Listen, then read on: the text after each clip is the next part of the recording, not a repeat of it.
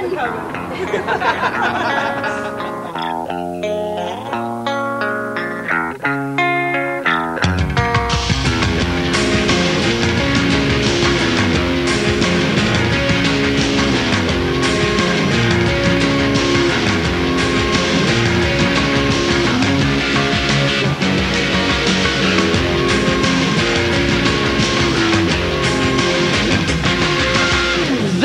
The midwife shows a diagram of how big the cervix dilates to for the child to come out of. The official size that the cervix dilates to is, for fuck's sake! And that is metric and imperial. I just saw that and just went, no. No, nothing, no. Nothing moves that much. Spandex, latex, the San Andreas fault, nothing moves that much. And all I could think of, and this was the point I was getting to, all I could think of was those bastards that say, yes, but you know, a lot of these single mothers, they get pregnant in order to get a council house. As far as I'm concerned, anyone who can get something this big through that big, you give them the fucking house.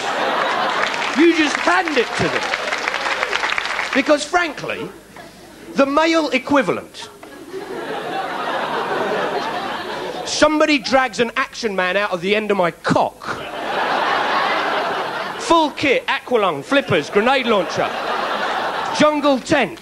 It takes 30 hours to pull it out. They have to use a pair of forceps to get it out. Then the doctor has to give me 8 stitches to put my cock back together.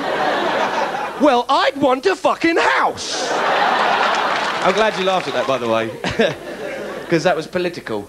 And sometimes there's people in the audience and they just go, no, I don't want no politics. Politics, boring.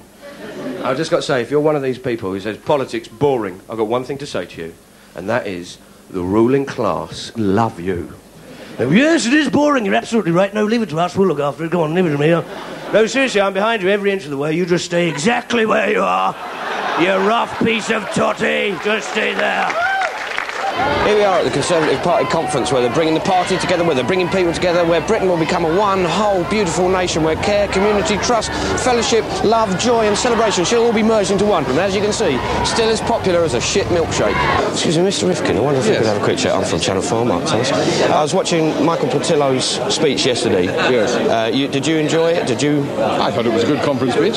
Did you like the little snapshots they had, the phrases that would suddenly whiz up on the... I can't tell you about that because I wasn't in the hall itself. I was watching it on a television screen in another room. There's a little like they'd come up and they'd just go from waste to weapons, and it was sort of like keywords that would come up. I couldn't see that from where I was, so I can't tell you. So you can't comment on that one. That was, no. So we've got. Sorry, can I just? We've got lots of people on the stand. Okay, I appreciate that. So give us a bit, and we'll do it later. Okay, I'm just going to say just one thing. The suit, you look a little bit. There's a bit of dandruff just around the. Terribly sorry. That's all right. I was just going to point it out. There's a bit of just around the back there.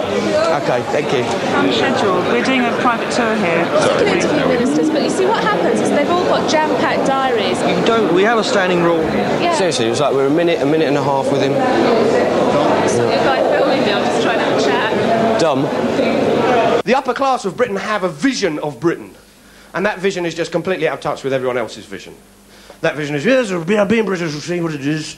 And it's wearing cricket flannels and blazers, and there's a thwack of a willow bat on a summer afternoon with a leather ball and the sun going down over the green, his clotted cream, his raspberry jam, selling knickknacks outside of a Church of England church on Saturday for no apparent reason.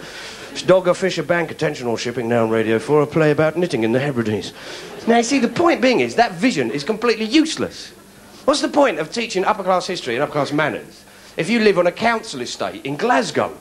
I say, Willie, will you come down for your tea? I'm not coming down till you've sounded the fucking gong, father. The tuxedo wouldn't go amiss, you know what I'm saying, eh? Look at that, you shame me. Look, red wine with fish fingers, what a fucking faux pas. How many times do I have to tell you serve marzipan from the left, father? Now, see, the one good thing about teaching upper-class history and manners is the fact that it means that the working class will turn up to upper-class events, like Henley.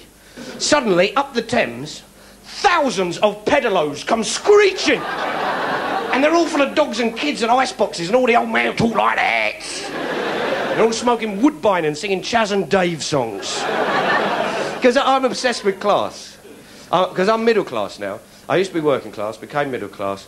It is so much better. It's really nice. Oh, I've got loads of CDs. It's fantastic. Fresh herbs in my garden. Isn't that brilliant? At any given moment in our house, there's at least 3 different types of pasta. We're so middle class, we're going to get one of them hatchbacks, and when you open the boot, it goes... We are so middle class, we're thinking of voting Labour. Vote for Mark Thomas, promising the world delivering nothing. Arthur, have you got any tips that I could perhaps get on just how to do it? Yes, you can actually get free treatment for your condition. Oh, yeah? Yes. All right.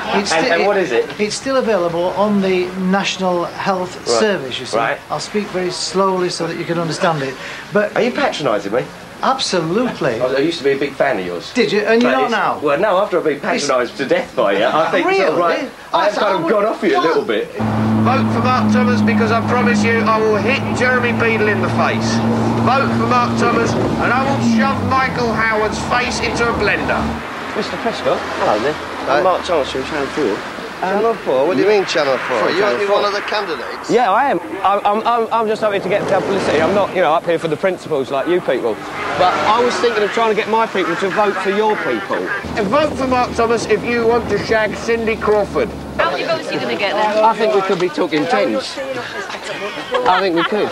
Do you think that's sort of like unrealistic? Quite overestimate, yeah. Oh, all right.